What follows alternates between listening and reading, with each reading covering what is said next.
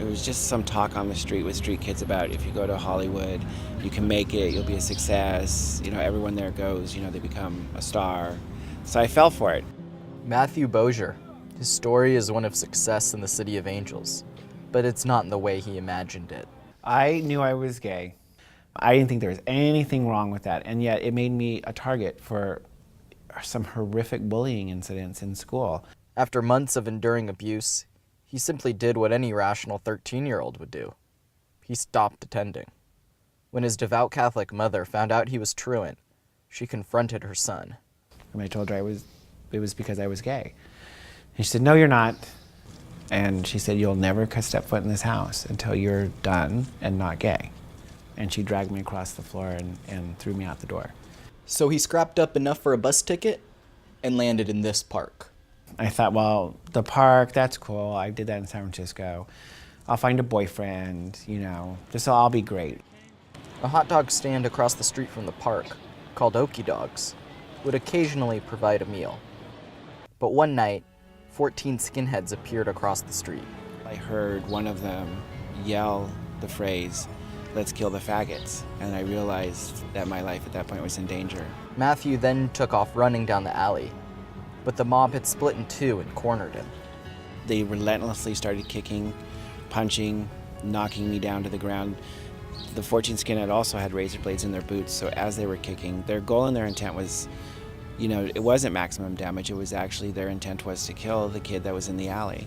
Matthew miraculously survived and nursed his wounds alone for 2 months. And I just existed hour by hour in what would happen next. There's a part where you give in. Whatever's going to happen is going to happen, and hopefully it's death. But he persevered. The 13-year-old who hopped on that bus to Hollywood, he made it out of the park. First by working at a fast food restaurant, and then as a hairstylist. He then found a job at the Museum of Tolerance, a unique multimedia museum examining racism and prejudice throughout the world. And it was the perfect outlet for exactly what I was looking for. The museum seems to attract people with troubling pasts, like Timothy Zaal. I went many, many years where hate and violence for me was like breathing. I couldn't live without it. It was like being a junkie. And Tim recounts early childhood violence that led him down a path to become a white supremacist. My brother being shot by an African American, I think, is the number one reason why I became a racist, an extreme racist. He eventually served time after being convicted of assaulting an Iranian couple. The bars didn't change Tim, though. All it took was a moment with his son. I'm in the grocery store with my son. He sees an African American man in the store and says, "Look, Daddy, there's a big black," and blurts out the N-word. And I was starting to rethink my life, my living patterns, the kind of things that I was doing.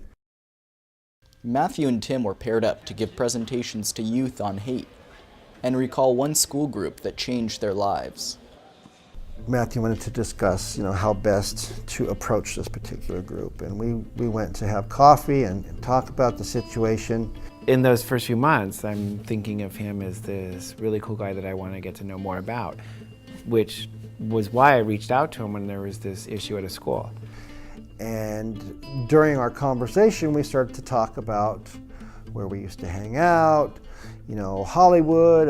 He was talking about Okie Dogs and the park, and I was talking about punk rock and Okie Dogs. And I said something like I quit going there because of violent behavior that I was involved with. And he started to ask all these questions.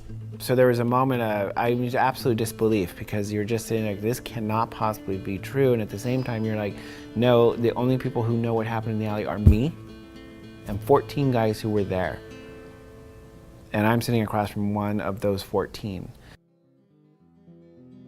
The time, the place, it all started to add up. But it was the look and feel of that final boot that gave the pair the proof they needed. And I also used to take the corners of razor blades and break them off and stick them in the toes and the sides of my boots. And when I kicked him in the head, he was out. So here they were, two men, a victim, a perpetrator. Matthew and Tim kept their distance until museum programmers got wind of their story and encouraged them to begin a program called Hate to Hope. And I'm like, okay, well, I don't really like him. And it's like, well, that doesn't matter. You're just going to tell the story. I'm like, but I don't know if I can stand on a stage with him. I wasn't there yet. I mean, we were sort of thrown together. And I knew that there was a process to go through. I've got Facebook, but Facebook's pretty cool because MySpace, because it's got a bunch of... But the beautiful part of all of that is that we're simply just two people who are completely normal. Who doesn't get frustrated with their friends when they don't think they're doing what they want them to do, and so on and so forth, and all those normal things. And that's an incredible process. The one thing you begin to realize, these two, they aren't so different. There's a common thread in that feeling invisible and feeling put down and feeling rejected and feeling not important and worthless as a child that led us in these different directions, but meeting up twice in one life. For Time Video, Sean Donnelly, reporting from Los Angeles, California.